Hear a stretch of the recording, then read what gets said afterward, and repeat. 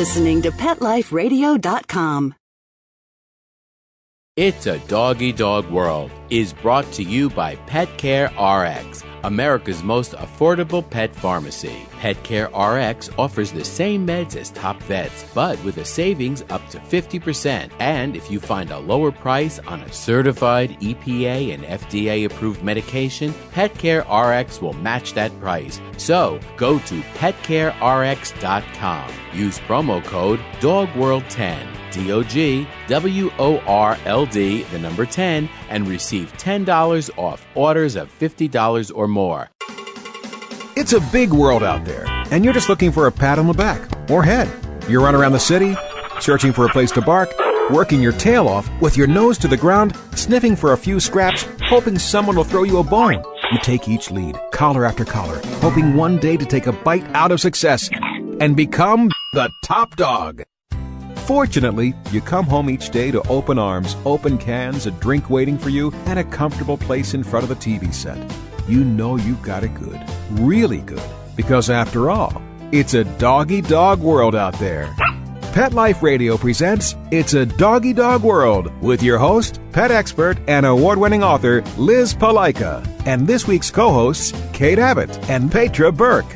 Hi, welcome to It's a Doggy Dog World. I'm your host, Liz Palaika, with my good friends Petra Burke. Hello. And Kate Abbott. How do?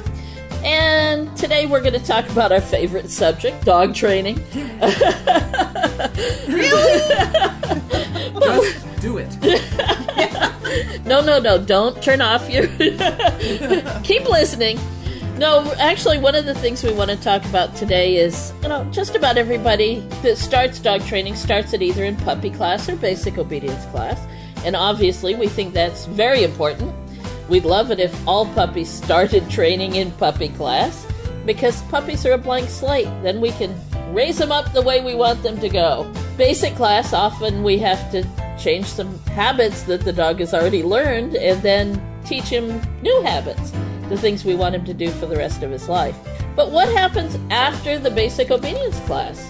That's not the end of it, or hopefully it's not the end of it. So we're going to talk today about what you can do after basic obedience class, and we'll give you hopefully some motivations to keep on working with your dog. So take a listen to our sponsor, and we'll be right back. Sit. Stay. It's a Doggy Dog World. We'll be right back after a short pause. Well, 4 to be exact.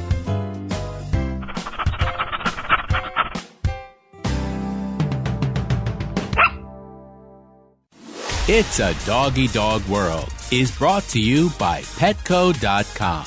Petco is a leading specialty retailer of premium pet food supplies and services, offering more than 10,000 high-quality pet-related products. Enter the code DOGGY10, DOGGY, the number 10, and get 10% off any order. No minimum at Petco.com. There's a movement afoot. ShoeBuy.com. Join the millions of people who shop ShoeBuy.com's over 400 brands and 500,000 products. Order now and get free shipping and free return shipping. ShoeBuy.com, the world's greatest shoe store. Walk your dog in style and comfort. Enter the code DOGGY, DOGGY, at checkout and get a 10% discount plus free shipping at ShoeBuy.com. Love your pets but wish their medications were a lot less expensive? They are at 1-800-PET-MEDS. You'll not only save on flea and heartworm medications, but on prescriptions for arthritis, incontinence, thyroid, and more. And you get fast service, free shipping, and a 100% satisfaction guarantee. Plus, our licensed pharmacists ensure accuracy, monitor drug interaction, and more. See why over 5 million people have trusted their pet's health to 1-800-PET-MEDS, America's largest pet pharmacy. Call now or order online. Go to petmeds.com/world, WORLD, to get 10% off any order and free shipping on orders of $39 or more at petmeds.com. I love animals.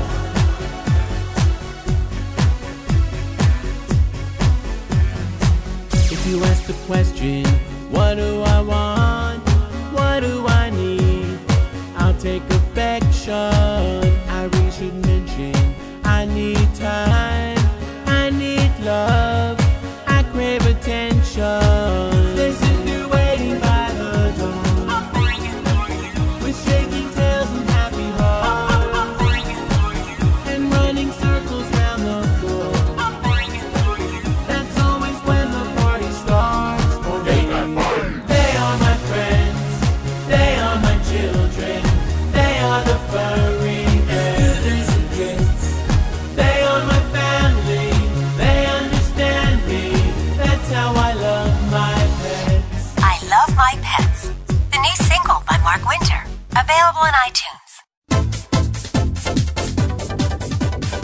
Hello! I'm Deborah Wolf, and I'm inviting you to my animal party on Pet Life Radio. The dress code? Come as you are. Pajamas, a tux. You can even go naked like your pets. Unleash your party animal at my animal party. Guests you know from Animal Planet, TV, radio, the news, and bookstores will be joining me. And that's because after I won Best Pet Radio in America from the DWAA, I got my paw in the door and I met a lot of amazing people. And the best of the best are going to be coming to the party. They're coming to party with us. So join us at the animal party. Don't miss the party. Every week on demand, only on PetLifeRadio.com. Let's talk pets Let's talk pets on Pet Life Radio. Pet Life Radio. PetLifeRadio.com. We know you're begging for more. So back to It's a Doggy Dog World with your fetching hosts, Liz Palika, and this week's co-hosts, Kate Abbott and Petra Burke. Welcome back to It's a Doggy Dog World. Kate, Petra, and I are talking today about dog training after a basic obedience class. Now, in a basic obedience class, your dog generally learns to sit and lie down, stay, come, walk on a leash nicely, hopefully an attention command like watch me, and an ignore command like leave it. And those are the basics. And those, hopefully, you're using in your daily life. We're just sitting here petting on Walter. We're just talking, and we're playing with Walter. He's so comfortable in Kate's lap. Well, and as I mentioned before, Walter is a prime example. I could not stop at basic because that was not enough for Walter. He is a high drive, high activity dog, what we call a busy boy. Dog. And so that I did not end up killing him, I needed to find more outlets for his drive and his energy. Definitely. And his smarts. Yep. So we've gone on and done more. But he's not the only dog in the world like that. There are a lot of dogs like that. Well, Petra and I both have Australian Shepherds, and an Aussie that's bored is going to get in trouble. Oh, yeah. You know what? But then we've also seen, besides obedience, and if you go further, dogs come out of their shell.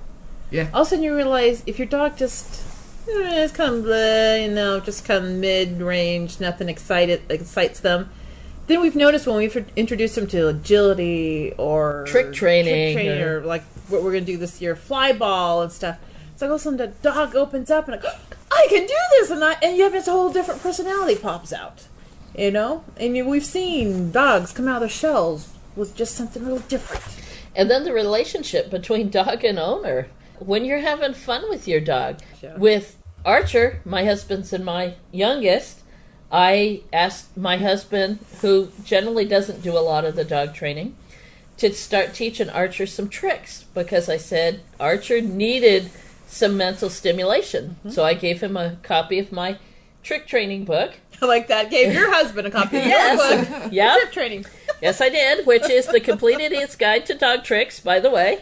But gave him a copy of my book, and I didn't set any limits. I just said, do me a favor, and in the mornings when you get up, after you eat your breakfast, before you leave to work, spend a few minutes with Archer. In the evening, when I'm doing classes, if I leave Archer home with you, spend some time with him, teach him some tricks. They have been having a blast. And Archer is thriving. Yep. And the relationship between Paul and Archer is wonderful. It's absolutely wonderful because they're having a good time together. Yeah. They're laughing, and Archer is trying really hard, and he'll spin 5 or 6 tricks together, all mishmash. But that's okay. They're having a good time. Sometimes I think when people... We've had a lady who couldn't quite bond with her dog, and I think sometimes if you do like this, trick training, it might be just that one brick that needs to link the two together. And all of a sudden, whoa, you've opened a whole new world for the two. That's my sales pitch on teaching the trick class is it's still teaching your dog to listen, to, quote, obey you. Sure.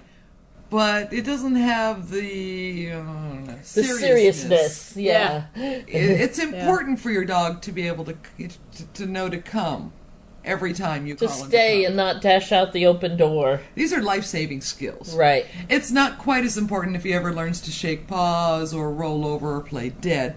So you can relax a little bit, and then I think people can bring that same feeling to their regular obedience training. Right.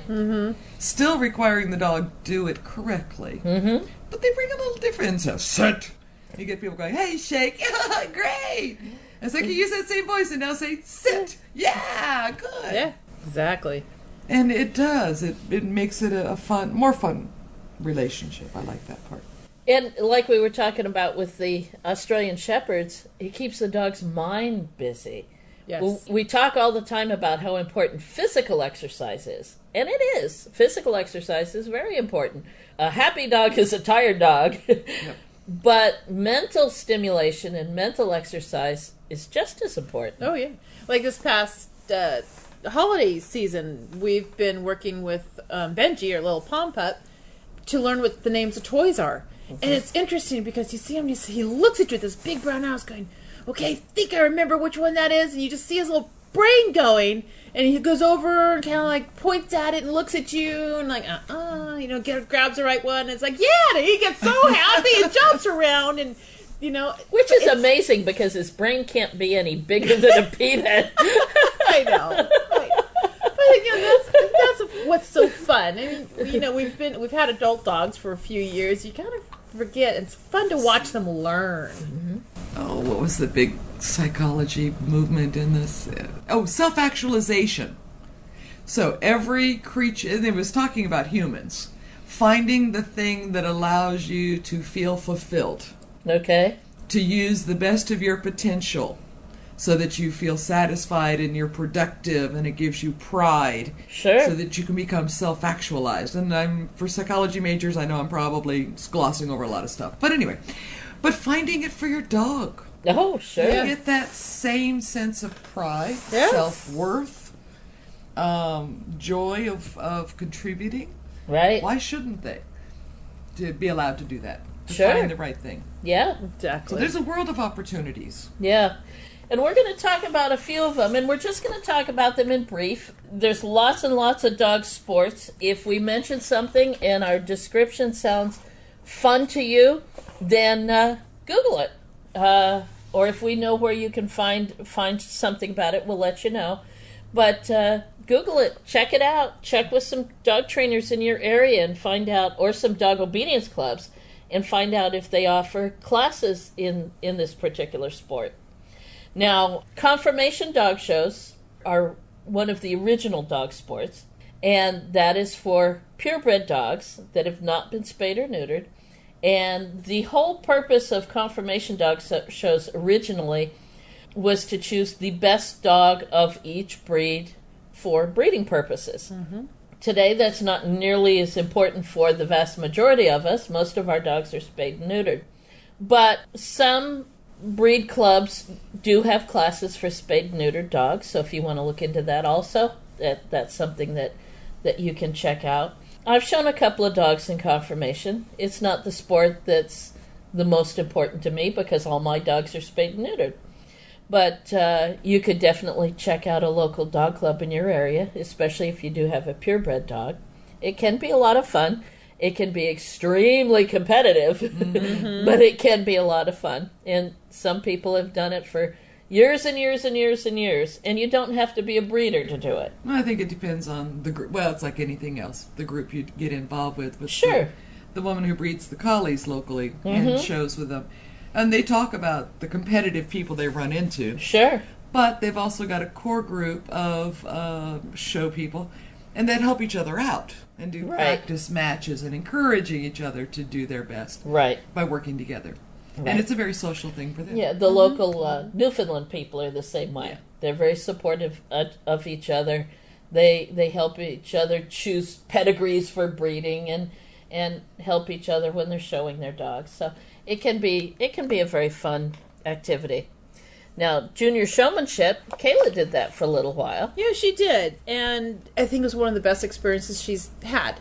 Because you can't be goofy and silly. You've got to be professional. And so you're asking this young teenager to go out there. I mean, we see them Westminster or the Yukonuba dog shows on TV. Right. And now you're asking a young adult, teenager, child to go out there and show a look dog professional, dress professional, and show a dog to its fullest potential, yet they have to have the showmanship to show to the judge at the same time. Right. Poise, confidence. Exactly. Yeah. And be able to control the dog and train the dog and show the dog. Yeah. And Kayla did that with a lady we had known that bred Akitas. She did it with their Akita pups. She showed the pups and had a great time. Right.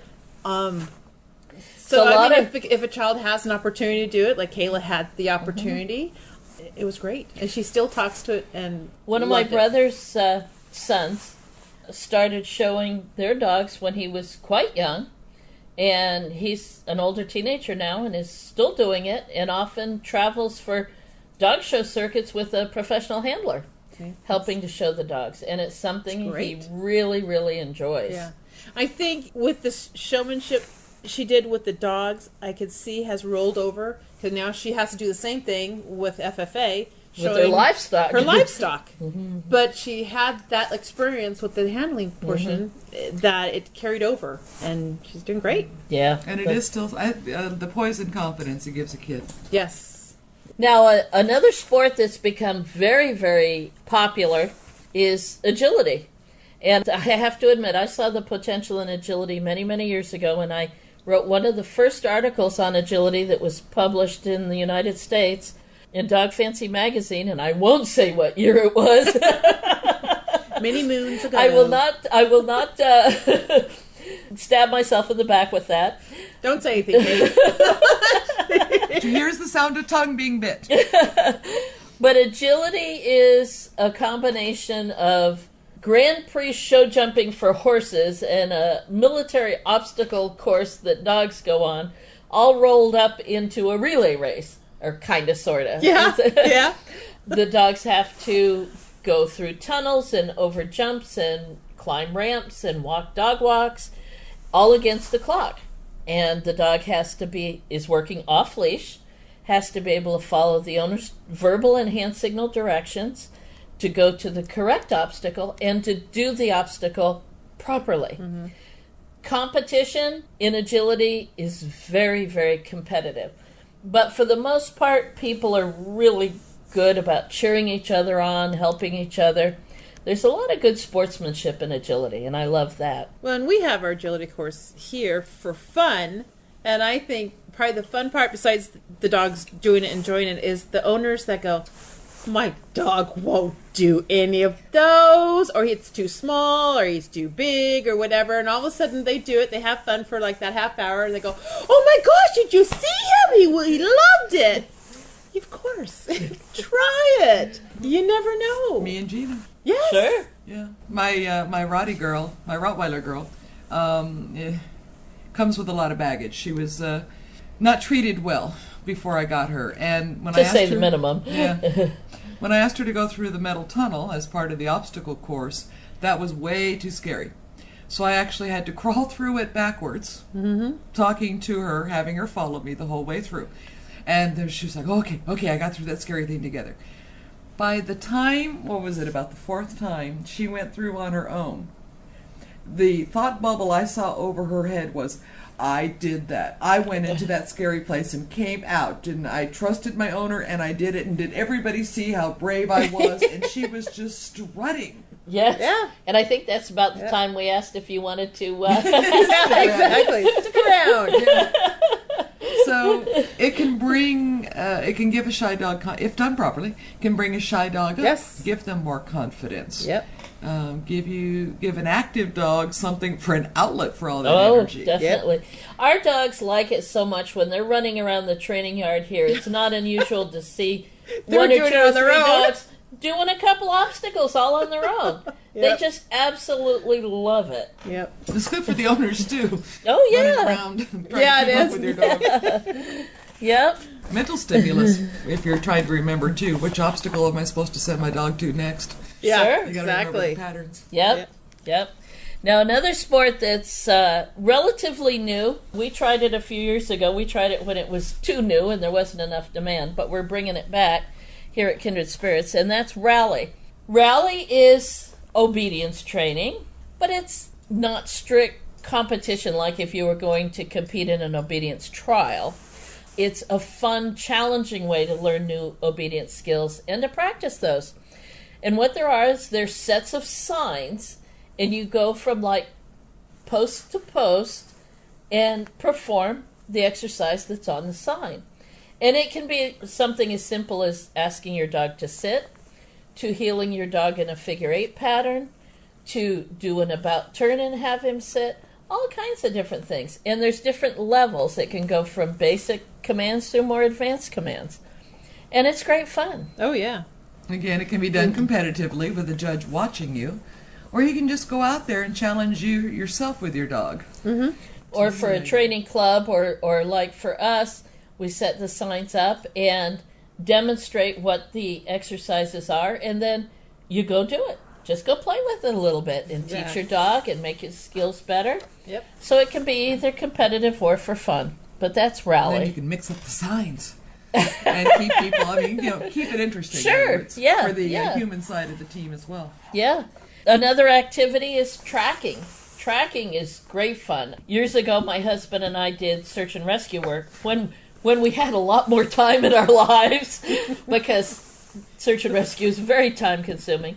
But we taught our dogs both to track, which is following a scent on the ground, and to air scent, which is catching scents that are blowing in the breeze or wafting in the air.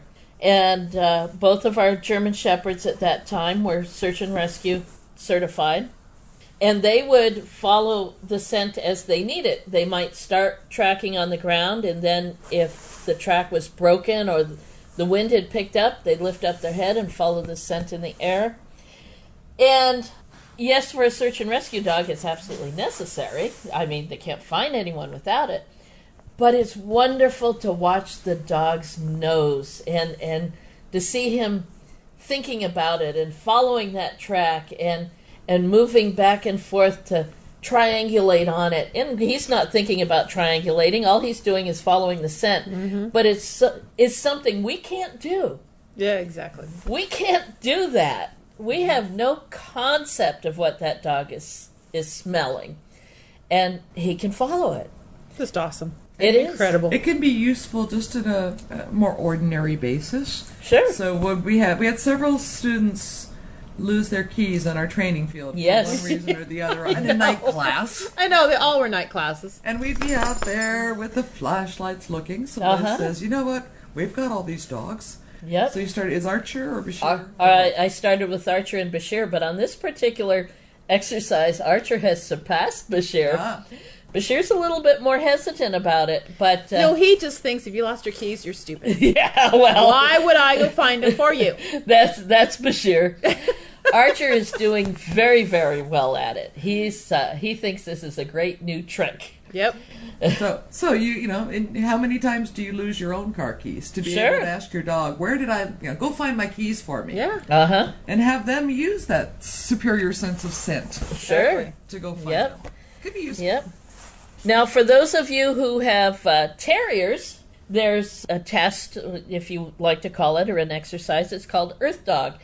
And what they do is they dig some ditches, initially just a short, straight one, but for the more advanced dogs, they put corners in it. And then they put some wood on top of these ditches, cover it with more dirt or straw to make tunnels. Then they take a rat in a cage, so he's protected from the dog, and that rat in the cage is set at the end of the tunnel. Your dog has to show that he's got the heritage that most terriers were bred for, to catch vermin, and he's got to be able to go down the tunnel, follow it, and find the rat at the end. Now, obviously, we don't want him to kill the rat. That's why the rat's in a secure cage, because those are usually pet rats. Exactly. But that can be tough for a dog. One, entering a dark tunnel with no light at the other end. That means he's got to use his nose. He's got to be brave enough to do it. And he's got to follow it all the way down. So that's called Earth Dog. Now, many terrier clubs will hold these tests. So if you have a terrier and you'd like to see if your dog's got those ancient instincts, That's a great way to do it. And no rats are hurt during the Earth Dog testing. I know some people may not care, but Petra and I have both had pet rats. Yes, we care. I don't see that same level of when our dogs are going after gophers here on the training field. No, that's wild ones that are digging holes in the middle of our training yard. I have no sympathy for them whatsoever. No. You know. No. Okay, lure coursing is a great fun. We know. We have a dog in our little group here who's Well, a lure courser crazy. Bashir was too. Paul called him Demon Dog. But Walter is... Walter the Cockapoo thinks he's a sighthound. Yeah, he is a high drive, high activity dog. And so the first time he went on an agility, which is at a dog event, it was an event called Wags for Wishes. Right. A wonderful dog event where they raise money, and the money goes to the Make-A-Wish Foundation. Right. But full of dog activities. And the first time I took him out there, and it's basically a lure of some sort, being pulled on a wire, being driven by a motor that a human is controlling. Right. So it keeps the lure ahead of the dog. Right. It brings out the prey drive. There's open course luring where it's either a big... The first time it was just a big dirt field. The second time it was on grass. And the wires crisscross and they have pulleys and they can design the course. And then there's obstacle lure coursing, which is a combination of agility and lure coursing. So the lure may be pulled over jumps, through a tire, through a tunnel, and the dog has to go through all the obstacles at the same time it's chasing. And that's what Bashir did several times and absolutely loved it. And so much so that when, at the end of the run, when the lure disappeared under the padded wall, he never slowed down. He hit that padded wall, wham! He was bound and determined he was going to get that thing. And the picture that they can take a picture of your dog, which you can buy if you want. His Aussie ears were so far forward. He was so intent staring at that little fake squirrel thing on the lure. He did. Paul called him a demon dog. The next time, after Walter realized what a wonderful thing that was and ran till exhaustion, I think 6 months later when I took him to another lure coursing event, and he figured out where we were, and he saw that, people in line were asking me if he was okay because his entire body was quivering.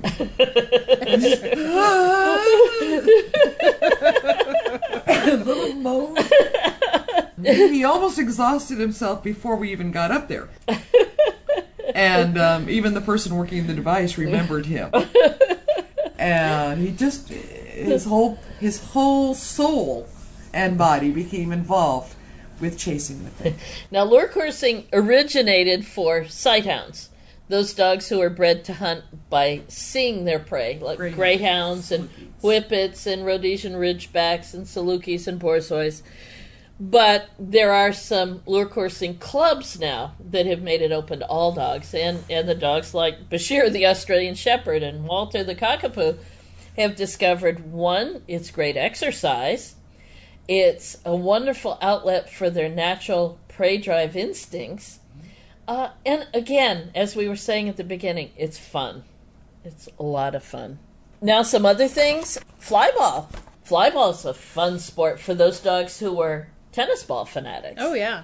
And that one's neat because basically it's a box with, it's like a paddle that the dog will have to hit with his front paws and a spring-loaded little shot put arm or something. I mean, there's so many different designs out there. So when the dog hits the paddle, it releases somehow a tennis ball. Tennis ball. Flying out, the dog grabs a tennis ball before it gets past him. So some of it real quick. They have like the mouth open on the hole, the ball comes out. Grab it, and then they have to run back over jumps. Right. There's a set of 4 hurdles. They have to hurdle down. Jump 4 hurdles out. So cool. Hit the box, grab the tennis ball, turn around, and come back over the 4 hurdles. Mm-hmm. And that's how you can play it. But in competition, it's teams. So they'll have 2 lines of hurdles set up side by side, 2 fly ball boxes, and the dogs are lined up behind the starting line. The first dog in each team is let go. They go out, they come back. When they cross the line, the next dog in each team can go out.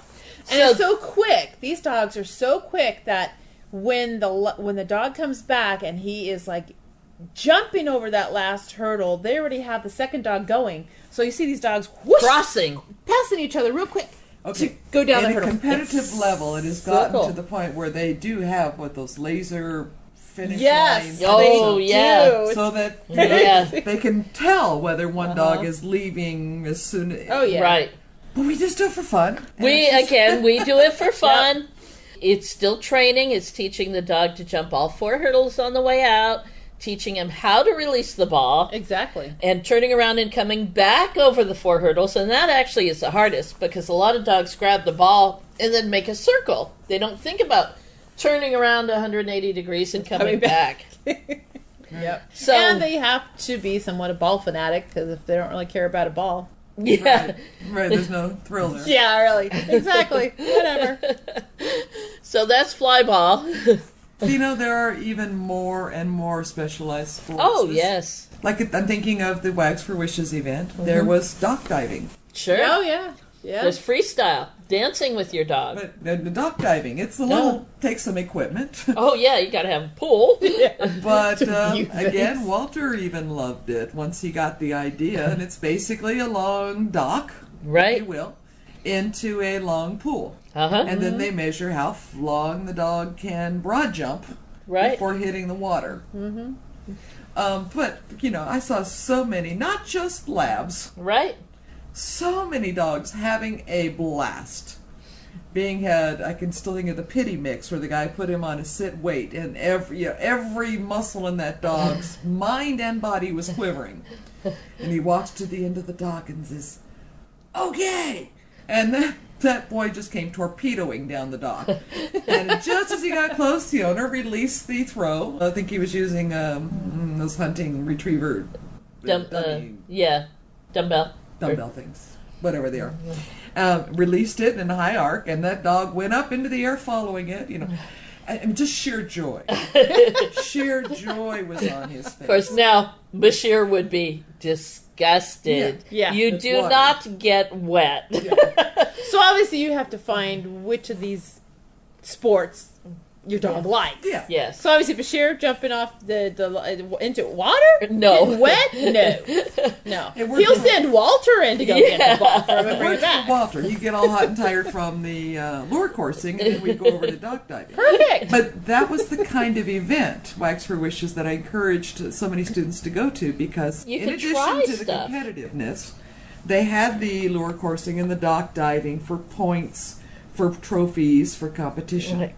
But they also had set up sections where for $5, $10, $15, $20, whatever, you could let your dog play on it and try. Sure. With someone there to show you how to do it safely and correctly, and introduce them and find out if that's the kind of sport your dog enjoyed. Right. Exactly. They had the going to ground back the Earth Dog, Del Mar. Yep. Then there's also freestyle, dancing with your dogs. There's karting, teaching your dog to pull a wagon or a cart. And again, competitive, but you could do it for fun. Sure. Wonderful commercial on right now, I think, for Honda, where it shows all these people with all different... I love it. Even Papillons pulling little sleds. Something. In costumes, pulling sleds. I absolutely love it. I absolutely love it. For fun, obviously. And that's more sledding than karting, but still, it just... Yep. Doing some, the look on the dog's faces. They're all ecstatic. The 2 Papillons that I saw in the brief clip were just like... Poor Dachshund wearing the hot dog costume while pulling. Yeah. But, you know, that was in snow. That costume might have been keeping him warm. That kind of event where the dogs are having fun, the people are everybody's just having a great time. And it's mentally and physically rewarding. Right. For all involved. So, we're running out of time. Hopefully, we've given you some ideas. Feel free to Google any of these dog sports. Check with local trainers in your area, local dog clubs or kennel clubs. They may have classes in these things. And you might want to try several different sports just to start with and see what your dog's going to have fun with. Here at Kindred Spirits, like Kate said, we do it for the exercise, but most importantly, so you and your dog can have fun together. That's the whole idea. And we all we do all this stuff with our dogs too. Exactly. For fun. We have fun. Yep. That is great fun.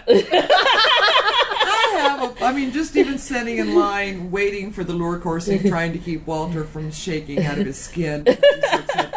Just watching the joy on the dogs. Those that have done it a couple of times and know what's happening, or those for the first time, they go, "Really? I get to chase this furry object or the plastic bag or whatever the lure course? Cool!" Or those dogs that I remember we tried that with Logan. Remember? He went out for like one little long stretch and said, "Too much work. Don't think so. Coming back." But yeah, you stick him in a pen with sheep. He's a herding maniac. Yeah. Herding, that was another. It can be done for fun and exercise. Sure. Too. We do.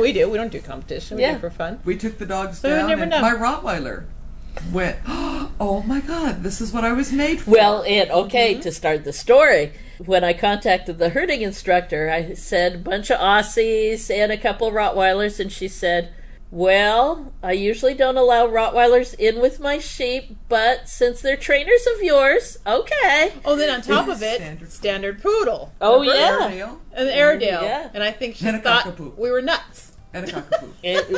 The cockapoo went. Well, we did find one thing that Walter doesn't do. He has no interest. Walter is not a herding dog. But the two Rottweilers were the best herding dogs of that training day. Great. They Great showed big up the light Aussies. bulb went on, and they settled. The Sasha particularly. Oh, they was like, "What is that noise?" It was a high-pitched keening whine. Yeah. Yeah. That she has never made before or since. Yeah, but she was so excited to be working those sheep. It was just a... So focused. And then, of course, there was Teddy, the German Shepherd. Yeah. Herding dog. Right. Herding dog. In his blood. Well, not in his. I swear, Teddy turned his back on the sheep, was looking over the fence, going, "Where's the waves, dude?" Yeah, I know. Yeah, he's not fun. He went off to admire the scenery. Yeah, he did. No interest in the sheep whatsoever. Hey, but I did good herding. Remember? You told me, Petra, then you do it. Okay. See if your dog can follow you. That was embarrassing. Yeah, he didn't. And then what? And then the next dog that did awesome was a standard poodle. Oh, yeah. Sailor did extremely wonderful. Yeah. He got the idea. Yeah, he did. And enjoyed doing it. And he had fun. Amazing. And he was one dirty white standard poodle. But one happy dog. He's out there in his show clip, having a great anyway. Yeah, incredible. Well, as you can tell, we can talk about dog sports all night long, but we gotta let you go. So hopefully this has given you something to think about. Do some research, check some stuff out, and have fun with your dog. Now, obviously it's fun because look how excited we get. And just think of that standard poodle herding the sheep, and don't put any restrictions on your dogs. Go out there and see what they enjoy. Yeah, you never know. That's it. We'll see you next time. Bye-bye. Bye. Having a rough day? Longing for the dog days of summer? Think your fun furry friend lives a dog's life? Well, find out everything you're begging to know as Pet Life Radio presents It's a Doggy Dog World with pet expert and award-winning author Liz Palaika. Every dog has his day, and you'll find out how to make your dog's day fun and rewarding. Every week, on demand, only on PetLifeRadio.com.